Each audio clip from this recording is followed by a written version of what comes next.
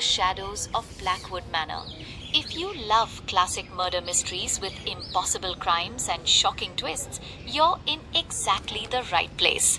Hit that like button, subscribe for more gripping mysteries, and share this with someone who loves a good whodunit. Trust me, you won't see this ending coming. Now, let me take you back to a night when 8 dinner guests arrived at a mansion and only the truth survived. This is Blackwood Manor. Built in 1887, it stands on 40 acres of isolated countryside, surrounded by ancient oak trees and secrets that run deeper than its foundations. Behind these Gothic walls, fortunes have been made and lost. Lovers have whispered, enemies have plotted. And on one stormy October night in 1925, something impossible happened within these very rooms. A man vanished from a locked study. No windows broken, no doors forced, no body found. The police called it unexplainable. The newspapers called it supernatural. But there's no such thing as magic, only murder. And I'm about to show you exactly how it was done. 8:47 p.m. The dinner party was in full swing. Victor Blackwood, renowned art collector and millionaire, had invited his closest associates to celebrate the acquisition of a rare Monet painting. But among the champagne and laughter, tension simmered beneath the surface. There was Margaret Chen, his ex-wife, still bitter about the divorce. Richard Caldwell, his business partner, facing accusations of embezzlement. Diane Foster, the art dealer who'd brokered the Monet deal. And Thomas Wright, his personal assistant for the past 5 years, who knew all of Victor's secrets. The others, guests of lesser consequence, chatted politely, unaware that before the night was over, one of them would become a murderer, and Victor Blackwood would vanish without a trace. 9:15. The dessert course was being served when Margaret noticed the empty chair at the head of the table. "Where's Victor?" she asked, her voice cutting through the conversation. The butler frowned.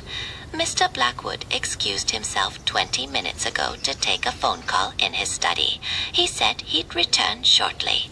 But he hadn't returned, and when Edmund knocked on the heavy oak door of the study, there was only silence. He tried the handle, locked from the inside.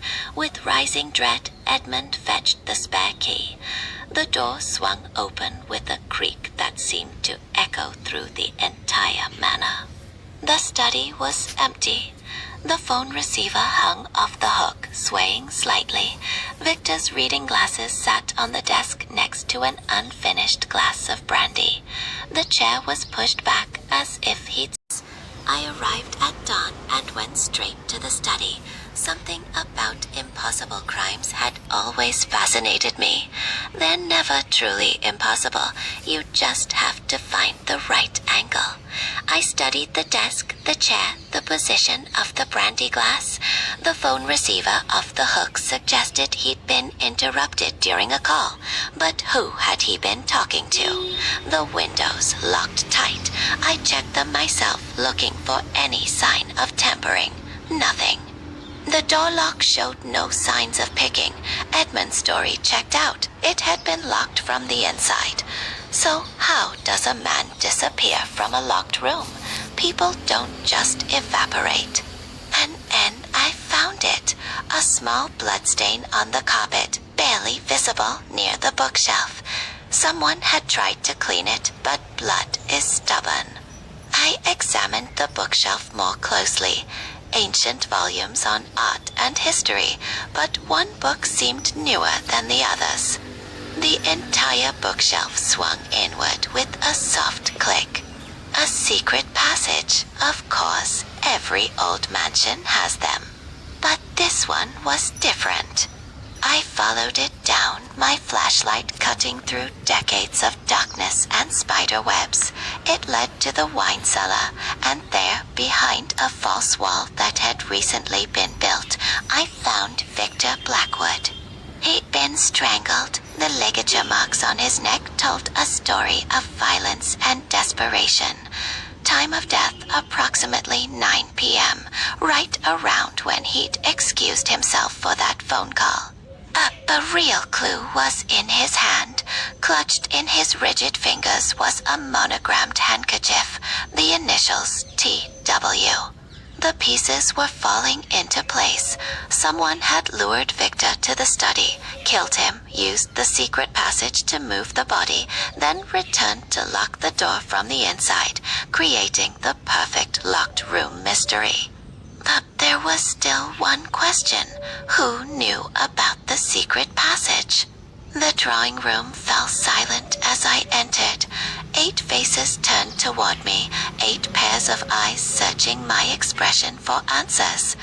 "Ladies and gentlemen," I began, my voice steady, "I know what happened to Victor Blackwood, and I know who's responsible." Thomas sat in the corner, his posture relaxed, his face calm, but I saw the slight tremor in his hands. His eyes kept darting to the door. "This case appeared impossible at first," I continued, walking slowly around the room. "A man vanishes from a locked study, no windows broken, no doors forced, like magic.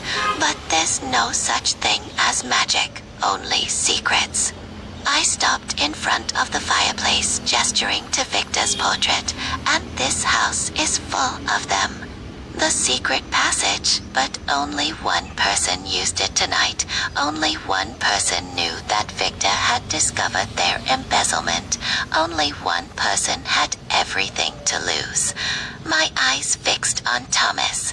"You killed him, didn't you, Thomas?" I pulled out the blood-stained handkerchief.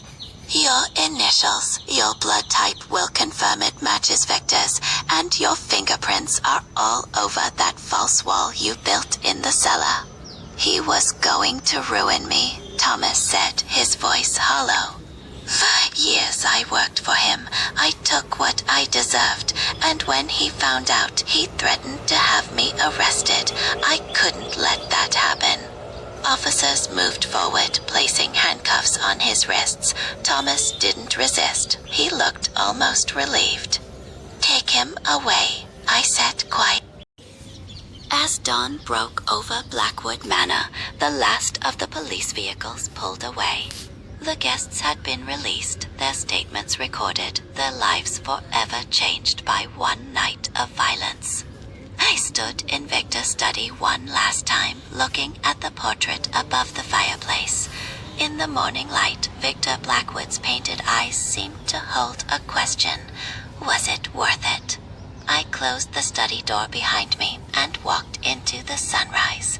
Another case solved, another impossible crime explained. That some mysteries I knew would never be fully understood. Some vanishings leave echoes that last forever. The end. If you enjoyed unraveling this mystery with me, don't forget to like this video, subscribe for more